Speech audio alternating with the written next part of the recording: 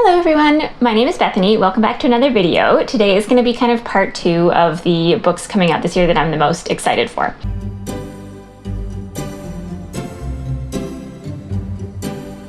So I already did one of these for the first half of the year, and I kind of talked about a couple later releases, but I didn't know like a single thing about them. So I've made another list, and I'm going to tell you about all the books I think that you should keep an eye on for the rest of the year. Okay, so starting in July, there's really not that many compared to some of the other months. I think September and November are like ridiculous. So on July 6th, we've got What We Devour by Lindsay Miller. Good start. The first one, no memory. The tagline is the eat the rich, deliciously dark fantasy you've been waiting for, and I think that that's all I read. I mean, it sounds like she has to marry a royal, she's got secret powers. That sounds pretty like classic YA, and it's got a cool cover. It's got like a skeleton and a lock on it, so that's all I know about this one. The next one is Half Sick of Shadows by Laura Sebastian. This got on my radar because I saw a bunch of people open it in their Book of the Month packages. A side note, Book of the Month, please ship to Canada. It's very upsetting. This is like an Arthurian retelling, and it's adult fiction. I'm going to wait for a couple people to read this first because it's quite long, so I'd like to have some good opinions. But I have been finding myself really interested in Arthurian legend lately, so I am excited about this one. And then the most exciting release for July 6th is Six Crimson Cranes by Elizabeth Lim. This is by the author of Spin the Dawn. It's basically like another retelling about a famous, I think it's a Chinese legend. You've probably heard a lot about this one. I think it's coming in a book box, so haven't pre-ordered it, might come a little late. But it's just so beautiful. The UK and the US covers are absolutely stunning, and I think I've heard like 100 awesome reviews and not a single bad one. So on the 13th, we've got Wings of Shadow by Nikki Pau-Preto. This is the third book in her Crown of Feathers trilogy. I read the first 2 books a couple, like this month and last month, and really liked them. If you've ever read anything by Tamora Pierce, I think you'll enjoy these. It's like Alana plus Dane, if you know her main characters, because she has to dress up like a boy, and there's also animal magic. So I really like how she wove a lot of lore into them, but this is not a review. I'm very excited for book 3, and I've pre-ordered the Owl Crate special edition, so I can't wait for that. Another one is XOXO by Axio. It's kind of satisfying that her name sounds like the title. This I know is about Seoul or Tokyo? South Korea. Doesn't specify Seoul. I think it's like kind of inspired by K-pop. Like I think she meets a K-pop star. Sounds really good. I like a nice romance in the summer, especially when it's set somewhere cool, so I'm interested in this one. The next week we've got She Who Became the Sun by Shelley Parker Chan. It's pitched as Song of Achilles plus Mulan, but it's like a Chinese history retelling kind of. I read an arc of this. It was actually my first physical arc, yay, and I thought it was so good. I think if you like the Poppy War, you'll really like this. It's definitely very adult, but I loved it, and I can't wait to own like an actual copy, even though I think the arc is beautiful too. There's also These Hollow Vows by Lexi Ryan. This one has a lot of hype because it's like a classic fae story. Let me look up the actual plot. So it is the first in a series, right? It's pitched as Cruel Prince meets ACOTAR, so I mean, okay. Yeah, a girl gets caught between 2 treacherous fairy courts and their dangerously seductive princes. Sounds fun. And the last 2 books in July, Gods and Monsters by Shelby Mahurin comes out on the 27th. This is the last book in the Serpent and Dove series. I really enjoyed Serpent and Dove. I'm going to reread it, I think, starting today.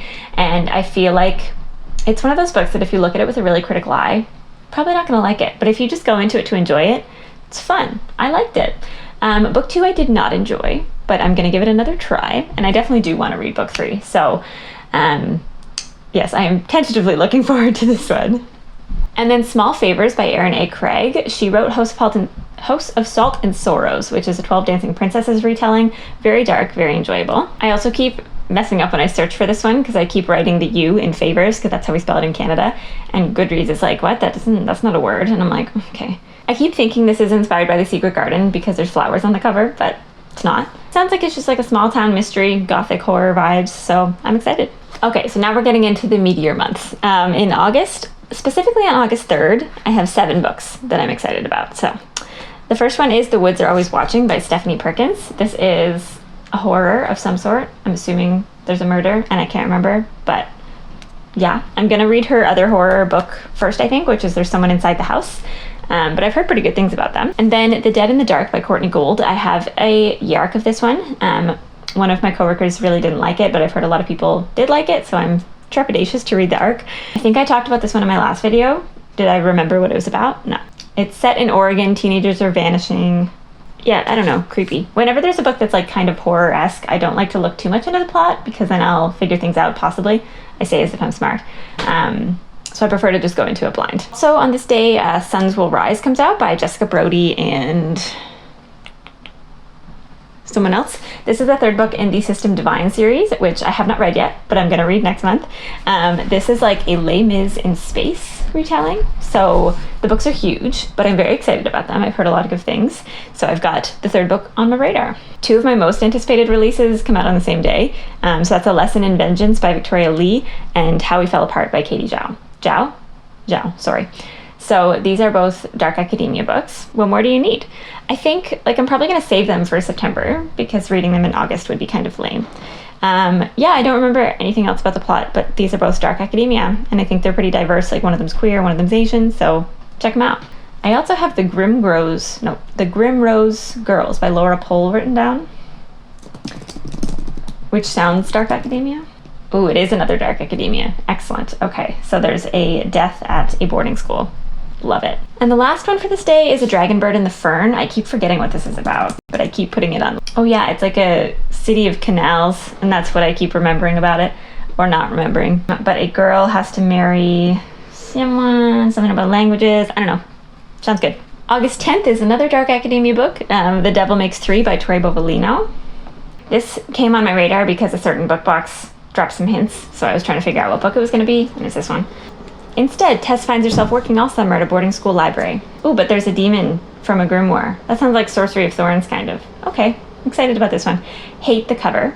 On August 17th, Redemptor by Jordan Ifueko comes out, which is possibly my most anticipated release. So this is a sequel to Raybearer, which was my favorite book of the year so far, I think, if I had to choose. I've had the e-arc, since I finished Raybearer, but I can't bring myself to read it because then it's going to be over. And I feel like I want to read it physically because I annotated Raybearer and it was the first book I'd ever annotated. So I'm waiting. I do have 3 copies of Redemptor pre-ordered because of who I am as a person. So needless to say, I'm very excited about this one. The other one that comes out on this day is The Endless Skies. This looks like a standalone. Oh my god, my cat. High above the sea floats the pristine city of the Heliana. I don't know how to sum up this synopsis succinctly. That was a lot of S's. But the main character is named Rowan. She's trained to be a warrior. Then there's a disease. They have to go on a mission. Hopefully you can't hear the kettle. But the next week, a book called Vampires, Hearts, and Other Dead Things comes out by Margie Fuston. Sounds like I wrote this down solely because it has vampires in the title, but let's see. So my cat has now climbed onto the top of the swing set, so if I'm looking this way, I'm looking at her to make sure she hasn't fallen off the swing set. Anyway, vampires. So this is a teen girl takes a trip to New Orleans with her estranged with her estranged best friend to find a vampire to save her dying father. Great. I like New Orleans. Haven't been there. And then at the end of August, 3 books are coming out. So the first one is The Heart Principle by Helen Huang. This is the third book in the Kiss Quotient companion trilogy. I read the first book, really liked it. Haven't done the second one yet, but I do have it. I'm saving that for a beach day, So I'm excited about this one. And then Poison for Breakfast is coming out by Lemony Snicket. I'm going to borrow this one and see if I like it because it's by the author of A Series of Unfortunate Events, which I loved as a kid. But it's probably super weird because Lemony Snicket is weird. So we'll see. Don't know what it's about. It's probably not about anything. And then Dark and Shallow Lies by Ginny Myers Sane. I feel like this is horror gothic or something. Yeah. A teen girl disappears from her small town deep in the bayou, where magic festers beneath the surface of the swamp like rot. Chilling debut supernatural thriller. Again, saving that for fall, but it sounds amazing. Okay, now we are into the ridiculous month of September. I think there's 15 books on here, maybe more. I can't count. So, on the 7th, Empire of the Vampire by Jay Kristoff is coming out. I still don't know anything about this synopsis, and I still haven't read anything by Jay Kristoff except Illuminae, so we'll see. He's kind of an asshole, but yeah, again, I know this has vampires in it, and that's pretty much it. Then, this is a new, it's new to my radar, but The Bones of Ruin by Sarah Raleigh is I think it's a tightrope walker in I'm gonna say something stupid, let me look it up. So it's the first book in a series. I think she's Canadian, maybe. I'm literally just saying things. Okay, yeah. African Tightrope Dancer in Victorian London. My friend is reading this right now and loving the arc. So I feel like this came out of nowhere, and then I saw a bunch of 5-star reviews, so I'm really excited about it. Also, Beautiful World, Where Are You by Sally Rooney. I did not think I was going to like Sally Rooney, and then I read Normal People, and I cried like 6 times. So I will now be reading anything she writes. I don't know what this one is about, but it's probably going to make me feel personally attacked. The City Beautiful by Aidan Polydoros. I looked this one up before. Yes, so it's based on Jewish folklore, I believe. It's set in 1893 Chicago during the World's Fair. And it sounds super dark and super creepy and really good. I also have an e-arc of this one, so hopefully I'll get to it before it releases. The Hawthorne Legacy is the sequel to The Inheritance Games by Jennifer Lynn Barnes. This is a super cool YA thriller mystery about a girl who randomly inherits a fortune, and then there's all kinds of puzzles and stuff to solve. It wasn't like my favorite book ever, but it was really enjoyable to read, and it ended on a cliffhanger, I think. Can't even remember. So I will be reading book 2 for sure. Then I just recently heard about this one. It's The Inheritance of Orquídea Divina by Zoraida Cordova. The cover was beautiful. I haven't read Incendiary by this author yet, but I've heard pretty good things. And I believe this is an adult. Yeah, this is like an adult fantasy / magical realism book. The synopsis is very confusing because it's magical realism, and I feel like they're always confusing, but it sounds very magical and very intriguing. Okay, the next week we've got A Dark and Starless Forest by Sarah Hollowell. This I've had an e-arc of for months, and I just haven't read it yet. I'm really trying to catch up on my e-arcs right now because my percentage of like which ones I've reviewed is not great. This one is, again, people are going missing in the forest, and we have to figure out why. That's my favorite kind of mystery, apparently, and this one looks really cool. Also, White Smoke by Tiffany D. Jackson is coming out. I have only read one of Tiffany D. Jackson's books, but this one is like a haunted house book, and I love haunted houses, even though they scare the crap out of me and I don't sleep properly. So she's so distracting. Okay, so I'll definitely be picking this one up. And on the same day, Defy the Night by Bridget Kemmerer comes out. This is the first book in her new series. She wrote A Curse So Dark and Lonely, which I really, really enjoyed. I don't know if you can see my castle dust jackets behind here. So it sounds like there's a sickness ravaging the land. I feel like a lot of people have been taking inspiration from the pandemic this year. And there's an apothecary apprentice, and I think she ends up with a prince, maybe. There's a rebellion. I don't know. I liked Bridget Kemmerer, so I added it to my shelf. Okay, the next week we've got Into the Dying Light by Katie Rosepool. This is the third book in the, I don't know what the trilogy is called, Age of Darkness maybe. But the first book is called what is the first book called?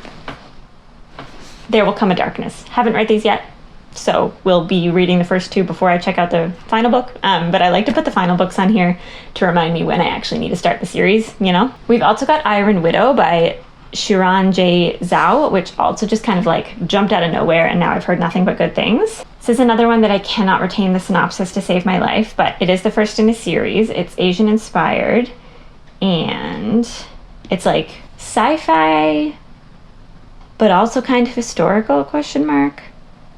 Aliens? I don't know, the cover's beautiful. I've heard so many good reviews. We also have Under the Whispering Door by TJ Klune, which I actually just read last night, so that's fun. It was good. It wasn't as good as House in the Cerulean Sea. I don't know. I wrote a review. It's on my Goodreads, but yeah, I feel a little bit conflicted about this one. It did make me cry, so there's that. And yeah, I feel like this is going to be a really hyped one because of how popular House in the Cerulean Sea is. We also have All These Bodies by Kendara Blake, which is another horror type thriller. She wrote the 3 Dark Crowns series, which I really liked. And this one, ooh, it's like someone trying to solve what actually happened in a murder in 1958. And there's like another murder now, but there's a survivor. That actually sounds very good. Love that it's coming out in September. See, that's when the dark academia / thrillers should come out, because then we can read them in a seasonal manner. Also, Terciel and Eleanor by Garth Nix comes out this month. So I read his like Sabriel series when I was younger. I don't think I ever finished them, and I think one of them actually came out pretty recently. But I remember really liking the first couple books, and I do own them, so I'm gonna reread those, you know, through the next couple months, and then read this, which I believe is the 6th book. So I'm not going to look up the synopsis because I don't remember a single thing, and it will spoil it for me. One of my most anticipated releases is The Bronzed Beasts, also coming out on the 21st of September. This is the last book in the Gilded Wolves trilogy, which is one of my all-time favorites. I'm so excited. I'm definitely going to reread The Gilded Wolves and The Silvered Serpents beforehand, just so I can like... Where's my cat? She made it safely down from the treehouse. sorry, from the swing set. Now she's in the treehouse. Luna. Where were we? Yes, I will be rereading The Gilded Wolves, and I'm so excited about the finale. I think it's set in Venice, and I can't wait. Okay, the next week on the 28th, we've got, again, a bunch of books coming out. The first one is Cloud Cuckoo Land by Anthony Doerr. So he wrote All the Light We Cannot See. This one I only read about a couple days ago, and I don't think it's not a World War II historical fiction or anything. It's quite different, but it is already getting good reviews, I think. Kind of mixed. Some people are really liking it and some people aren't. It is... Yeah, okay, this makes no sense to me. So there's 3 different storylines. One is people on opposite sides of the city wall during the siege of Constantinople in 1453, someone in present-day Idaho, and then someone on an interstellar ship decades from now. So I have no idea how that's going to turn into a book, but I'll read it, I think. We also have Court by Tracy Wolff, which is the last book in the Crave series, which I told myself I wasn't going to read, and then I read it, and now I like it, so there's that. This is like a vampire werewolf gargoyle series. It's terrible. I love it. Book 4. For All Time by Shanna Miles. I feel like this is like a time traveler's wife-esque romance. Yes. Yeah, basically 2 teens who keep reliving their tragic love story over and over until they figure out what they have to do to change their fate. So I always love that kind of romance, and I'm really excited about this one. The Last Graduate by Naomi Novik is coming out too. This is a sequel to A Deadly Education, which I liked. It didn't, like, it's kind of stuck with me, you know? Like, I remember the ending, which is kind of rare. So I'm excited to check out book 2. It wasn't like an all-time favorite new series or anything, but I will be reading it. And then Beasts of Prey by Ayana Gray. So, very long synopsis. Magic doesn't exist in the Broken City. She's indentured to the notorious Night Zoo. It's not a standalone, it's a series opener. Fate binds 2 black teenagers together as they strike a dangerous alliance to hunt down the ancient creature menacing their home. Sounds good. We also have Once Upon a Broken Heart by Stephanie Garber. Here's the thing. This is a companion to Caraval. I thought Caraval was like pretty cool, kind of like immediately forgettable for me. I think I gave them 4 stars, but like this was when I was just kind of getting into rating, so I really would give them 3 stars. So I'm gonna try this, I think, but I'm not super interested in it. I guess we'll see. And then Vespertine by Margaret Rogerson, I am really excited about. So she wrote Sorcery of Thorns and An Enchantment of Ravens. I really liked An Enchantment of Ravens and was kind of iffy about Sorcery of Thorns, but I think that was just like my own mood. I believe that Vespertine is the first book in a duology. And it's got another stunning cover. Her covers like truly never miss. Oh yes, so she's training to be a nun who like helps dead people pass on. And then restless spirits or something. So again, perfect for fall. Okay, that is September. Again, October is not too bad. So starting out on October 5th, we've got Storm of Echoes by Christelle Dabos. This is the conclusion to the Mirror Visitors series, which starts with A Winter's Promise. These are being translated from French, so it's been out in France for a while. I read the first book recently. It was something that I thought I was gonna like completely adore, judging from reviews, and I thought it was pretty good. It didn't grab me as much as I was expecting it to. So I am going to continue with the series, probably just before the last one releases, but I'm not holding out too much hope. We also have A Spindle Splintered by Alex E. Harrow. So this is like a novella, and it's a feminist retelling of Sleeping Beauty. I have an e-arc of this one, and because it's a novella, I'm going to read it soon to help that old percentage. But yeah, keep your eyes out for that one. And then, so exciting, Daughter of the Deep by Rick Riordan also comes out on the 5th. This is the first book in his brand new like world, I think. Ooh, it's set at a school. Okay, I don't know if the synopsis was out when I last looked at this. I can't tell if it's based on a specific mythology or if it's just like a retelling of 20,000 Leagues Under the Sea, but it's set at a school, so that's awesome. I'm really excited about this one. I think it's going to be super interesting. And finally, Little Thieves by Margaret Owen. Oh, it's a retelling of The Goose Girl. That's cool. Yeah, that sounds pretty interesting, actually. And I love the cover. Shocking. The next week. Okay, we've got Any Sign of Life by Ray Carson, which I'm pretty sure is like a zombie apocalypse book, which I truly love. Like, you tell me that there's zombies in a book, and I am there, which is weird. I don't know why I'm into zombies, but I am. Survival story. Okay, I don't think there's actually zombies, but like there was the world is over, basically, and she's trying to survive. That's all I need. Also, Jade Fire Gold by June C.L. Tan. Oh yes, okay. Girls of Paper and Fire meets the Tiger at Midnight. So it's inspired by Chinese mythology, and I genuinely will read anything inspired by mythology. Yeah, I'm gonna stop there. I'm excited. We also have Keeper of Night by Kylie Lee Baker. I do have an e-arc of this one as well. So this is a girl is half British Reaper, half Japanese Shinigami. So she's been collecting souls in the London streets. That sounds cool. More mythology. Great. Oh, okay. The Gilded Cage by Lynette Noni. So I read The Prison Healer a couple months ago. Not really expecting, I thought I was going to like it, but oh my God, it was good. I'm still not over the ending. So I immediately requested an e-arc of this, the moment that I finished The Prison Healer, and they still haven't accepted or denied me. So I'm just crying, but it's fine. I'm so excited for this book. The plot twist at the end of The Prison Healer, amazing, iconic. So I will be picking up book 2 immediately. On the 19th, we've got Sister Song by Lucy Holland, and this already came out in the UK, and we've got very different covers, so I'm not decided on which one I want to order, but this is like a Norse mythology retelling, adult fantasy, sounds really cool. And then A Shadow in the Ember by Jennifer L. Armentrout, so I think I'm going to pick this one up. It's like the first book in a new series that's connected to From Blood and Ash. It's like the old gods in that story or something. I really liked From Blood and Ash and Kingdom of Flesh and Fire, and then Crown of Gilded Bones kind of ruined it for me because it was really needed an editor. Am I going to continue with the series? Yes. For the plot? No. And then finally for October, on the 26th, we've got Midnight in Everwood by M.A. Kuzniar. I feel like I remember this being something to do with the Nutcracker. Spellbinding retelling of the Nutcracker. So I will be saving this one for Christmas, but it sounds so good. I love the Nutcracker. I feel like this video is getting very long, but we are on to November. Again, tons of books in November, but a lot of them are sequels, so I won't talk about them too much. So the first one is Girls of Fate and Fairy by Natasha Ngan. I have not read Girls of Paper and Fire or the sequel yet, but again, I'm going to read them before the last one comes out. They sound really cool, and I'm excited about them. Then we've got Gilded by Marissa Meyer, which I think is a Rumpelstiltskin retelling. Am I completely making that up? I just read the Lunar Chronicles, actually finished the series, and I loved them. I gave Winter 5 stars, so that was very surprising. Yes, okay, this is a retelling of Rumpelstiltskin. So, Marissa Meyer, fairy tales? Yes. Dreams Lie Beneath by Rebecca Ross. What is this? This is a standalone, I'm pretty sure. Perfect for readers of the Hazelwood and the Night Circus. So it's got big fairy tale vibes,